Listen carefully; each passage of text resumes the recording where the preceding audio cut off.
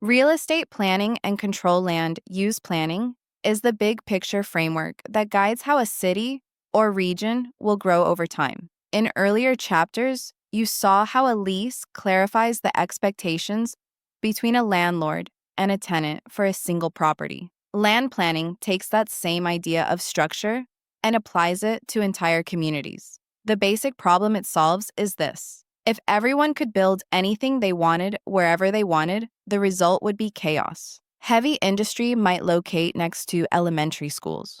Apartments could be jammed onto narrow streets with no parking, and hundreds of new homes might be built without water or sewer capacity. Property values would fall, and quality of life would suffer. To avoid this, cities and counties use planning and regulation to balance individual property rights with the health, safety, and welfare of the public. The goals of land use planning include preserving property values over time, promoting the highest and best use of land, making sure infrastructure such as roads, water, sewer, schools, and emergency services can support growth, and incorporating public input into major decisions. The central tool is the community's master plan, also called a comprehensive plan or general plan. This long-range document often covers 10 to 20 years and lays out how the community expects to develop.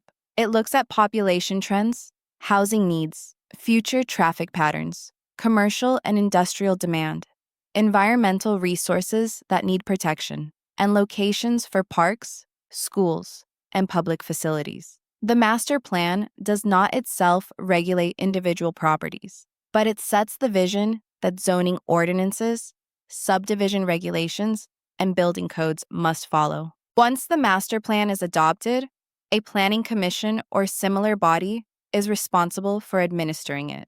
This commission reviews development proposals such as subdivisions, shopping centers, and apartment projects. It evaluates rezoning requests against the master plan's policies, holds public hearings, and makes recommendations or decisions about whether a project is appropriate.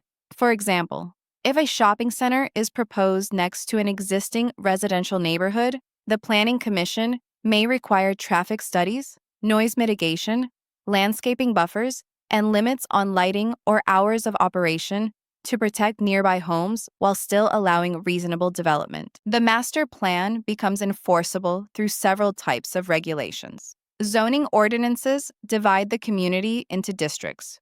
For example, single-family residential, multi-family residential, neighborhood commercial, general commercial, industrial, agricultural, and specify which uses are allowed in each, what building forms are acceptable, and how dense development may be. Building codes provide minimum standards for structural safety, fire protection, accessibility, and mechanical and electrical systems. Development and building permits are required so government staff can review plans and inspect construction before occupancy is allowed.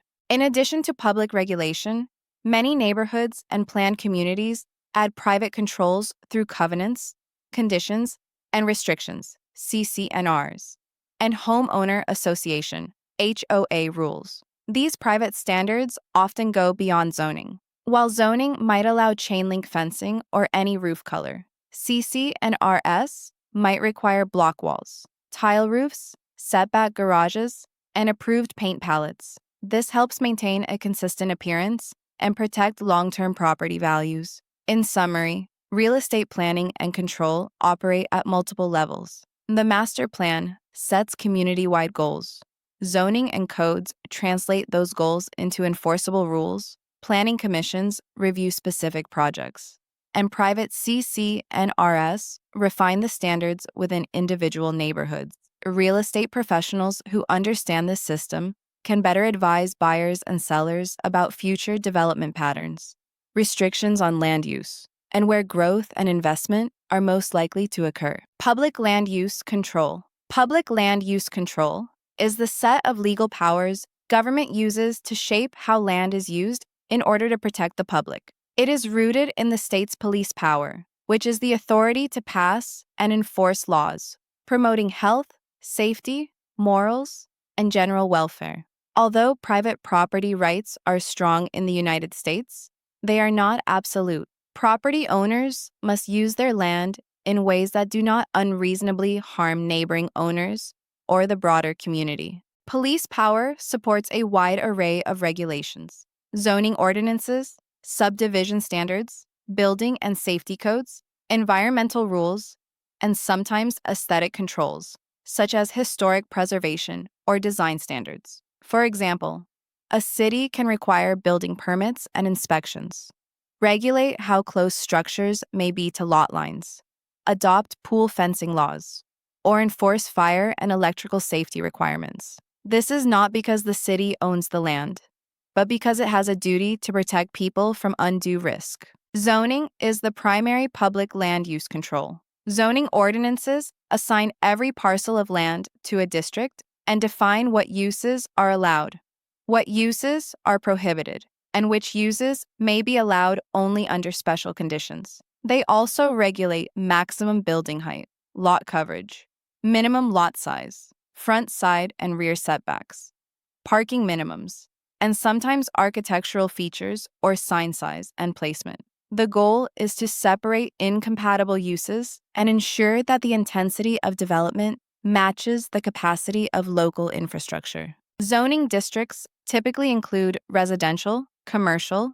industrial, agricultural, public, civic, and planned unit development, PUD categories. Residential zoning might separate low-density single-family homes from denser apartments, keeping traffic and noise proportional to the street network. Commercial zoning places retail, offices, and hotels in locations with good access and visibility and sets performance standards for lighting, signage, and parking. Industrial zoning isolates heavier uses that may involve noise, truck traffic, or emissions. Agricultural zoning preserves farmland and limits scattered residential sprawl. Public zoning reserves property for parks, schools, libraries, and public buildings. PUD zoning allows flexible, master-planned communities that mix residential, commercial, and recreational uses under a unified plan. Another important public tool is eminent domain. While police power controls how land may be used, eminent domain is the power of the government to take private property for a public use, such as building roads, schools, or utilities, as long as the owner receives just compensation.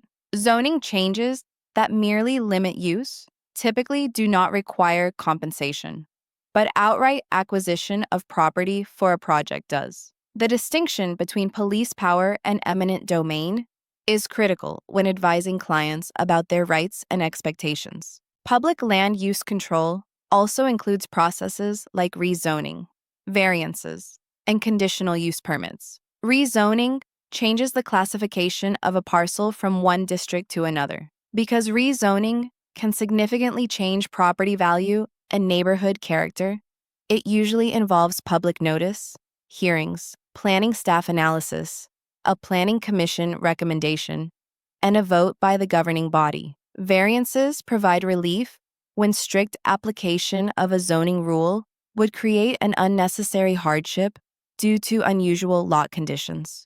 Conditional use permits allow certain uses in a district only if the owner agrees to conditions that protect neighboring properties, such as limited hours or extra buffering. In short, public land use controls enforce the community's adopted vision for growth.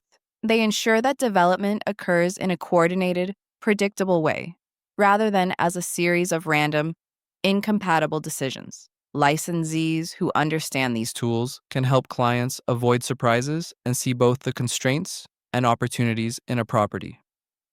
Zoning appeals and administrative control.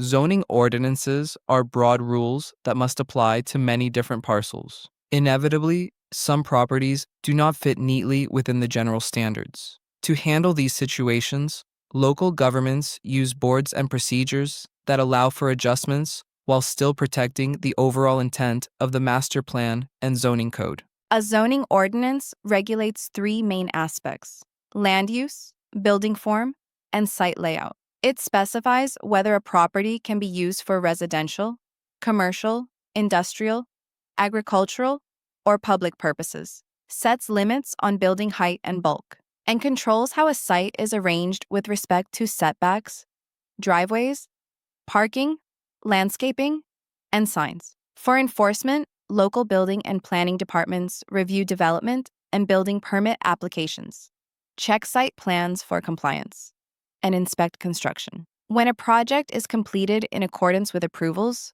a certificate of occupancy is issued, allowing legal use of the space. When a property owner believes that strict application of the ordinance would create a unique hardship, they may appeal to a zoning board of adjustment or board of appeals. This body acts somewhat like a local court for zoning issues. One common request is a variance, which allows a small deviation from the rules due to unusual property conditions, such as a narrow lot, irregular shape, steep topography, or the presence of significant natural features. To obtain a variance, the owner generally must show that the hardship is not self-created, that the request is the minimum necessary to achieve reasonable use, and that granting it will not impair neighboring property rights or the public interest. A second category is the conditional or special use permit. Some uses, such as churches, schools, daycares,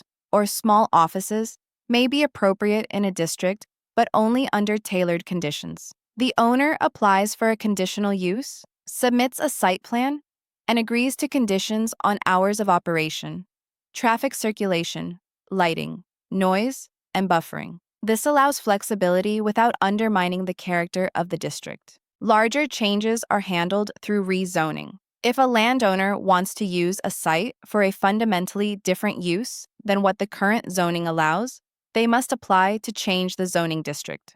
For instance, converting farmland to a light industrial park or a single-family site to a multi-family project requires rezoning. The process usually involves a pre-application conference, formal application, staff review, neighbor notice, a public hearing at the Planning Commission, and then a final decision by the City Council or County Board. Applicants often must provide traffic studies, drainage reports, utility availability letters, and a narrative explaining how the project aligns with the master plan. Zoning also deals with non-conforming uses and structures. A non-conforming use is one that was legal when established but no longer conforms to current zoning. For example, a small grocery store in a neighborhood, later rezoned to strictly residential, can often continue operating as a lawful non-conforming use, but it may not be allowed to expand or change to a more intense use. If the non-conforming use is discontinued for a defined period or destroyed beyond a certain threshold, any replacement must comply with current zoning. The same logic applies to structures that encroach into setbacks or exceed current height limits. Overlay districts add an extra layer of rules in special areas. A floodplain overlay might require elevated finished floors and prohibit basements. A hillside overlay might limit the amount of grading and require homes to be stepped into the slope. A historic overlay might require preservation of original facades and the use of compatible materials. All of these mechanisms, variances, conditional uses, rezonings, overlay districts, and non-conforming use rules, allow zoning to be both consistent and flexible. They maintain a stable framework for investment while allowing thoughtful, case-by-case adjustments. For real estate professionals, understanding these tools is vital to evaluating what can realistically be done with a property and what steps might be required to change or intensify its use. Private land use control. While governments regulate land use through public law, private parties often impose additional restrictions through contracts and recorded documents. The most common tools are deed restrictions, CC&RS, and HOA rules. These controls are widely used in subdivisions, condominiums, and planned communities to create and maintain a certain look, lifestyle, and standard of quality. A deed restriction is a limitation written into a deed and recorded in the public records. It may control how property is used, what can be built, or how it must look.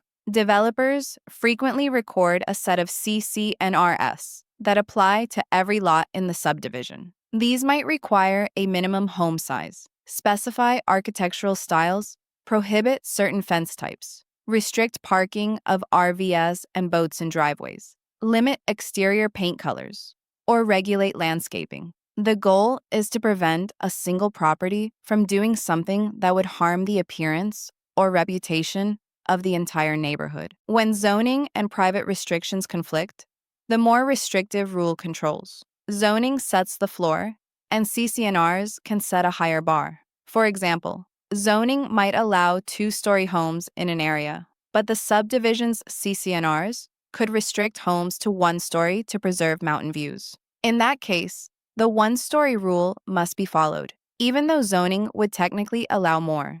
Enforcement is typically handled by the HOA or by individual owners through civil court. Remedies may include written notices, fines, lien rights, and court injunctions requiring removal or correction of violations. Some deed conditions go beyond aesthetics and impose conditions on ownership itself. A defeasible fee estate is one in which the owner's rights continue only as long as certain conditions are met. In a fee simple determinable, title automatically reverts to the grantor if the condition is violated. For example, land conveyed so long as it is used as a park. In a fee simple subject to conditions subsequent, the original owner has the right to re-enter and reclaim the property if the condition is broken, but must take legal action. These forms are less common in routine residential transactions, but still appear in gifts to schools, churches, or cities. All private restrictions must comply with higher-level law, including federal fair housing laws, racially restrictive covenants, and restrictions based on protected classes such as race, religion, national origin, sex, disability, and familial status are illegal and unenforceable. Historic cases such as Shelley v. Kramer confirm that courts will not enforce discriminatory covenants. Any community that qualifies as housing for older persons, such as 55-plus communities, must follow specific federal rules to lawfully limit occupancy based on age.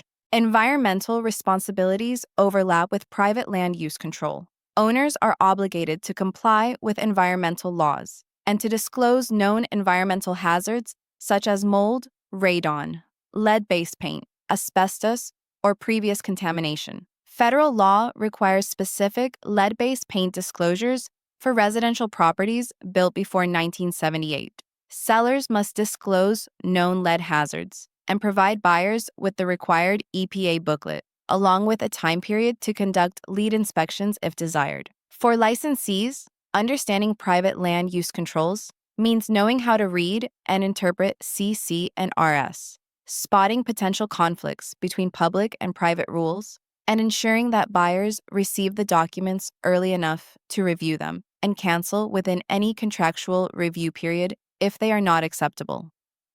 Environmental land controls. Environmental controls form a third major layer of regulation in addition to public zoning and private CC and RS. They recognize that land, water, and air do not respect property lines, and that contamination can spread from one parcel to many.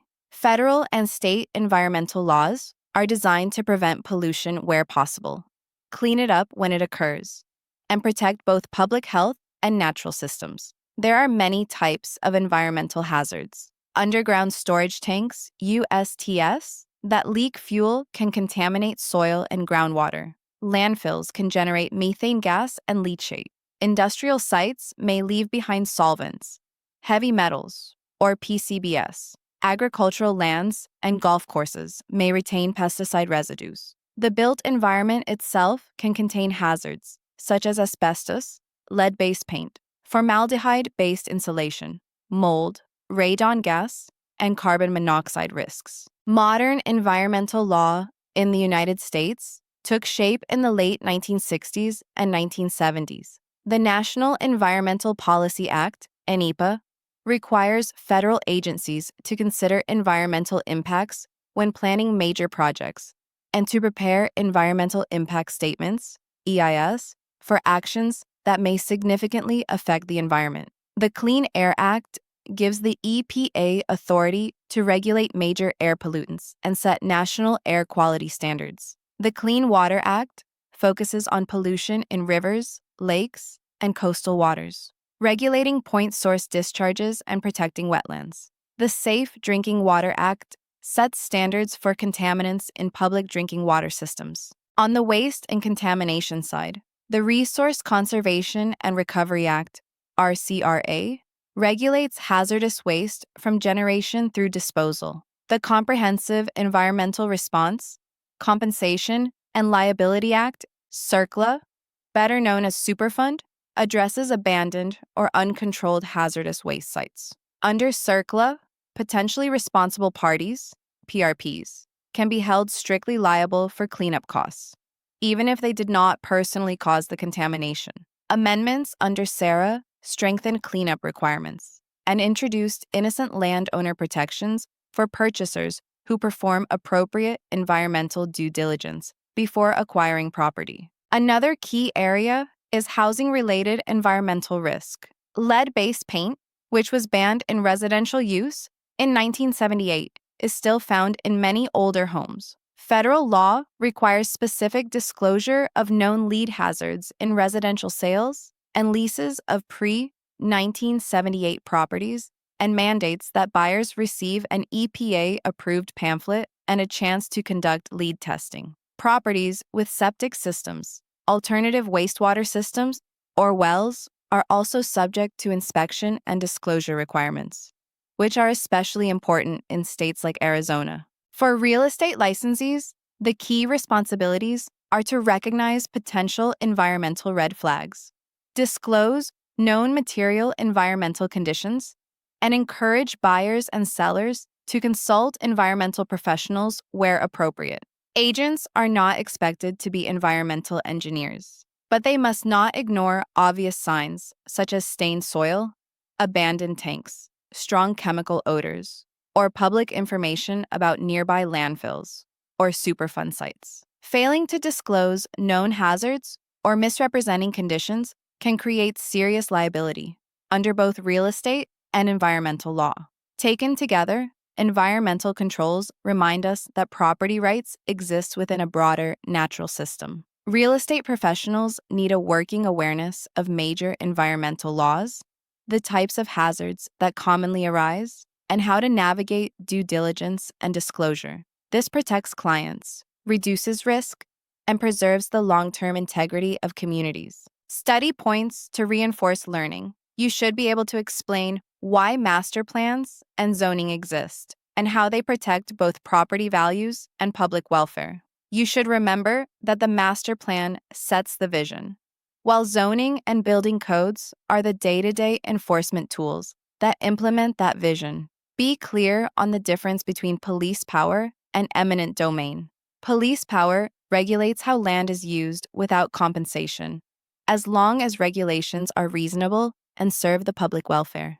Eminent domain takes title for a public use, but requires just compensation. You should recognize the primary zoning districts: residential, commercial, industrial, agricultural, public, PUD, and understand that PUD zoning allows flexible, master-planned, mixed-use communities with integrated open space and design standards. You should understand the role of zoning boards of adjustment and appeals. Variances address property-specific hardships. Conditional or special use permits allow uses only under conditions that protect neighbors. Rezoning is a legislative act that changes the district itself and always requires public process and review.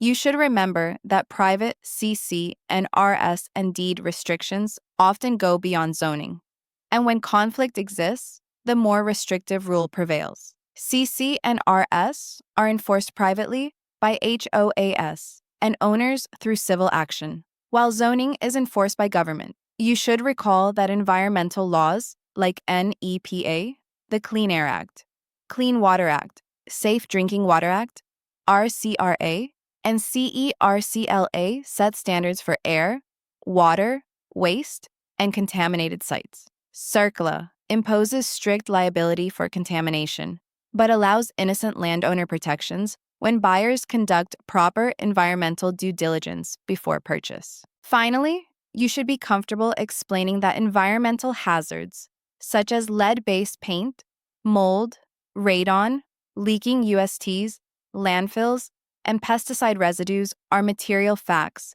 and require disclosure. Licensees must know when to slow down, recommend inspections, and involve experts.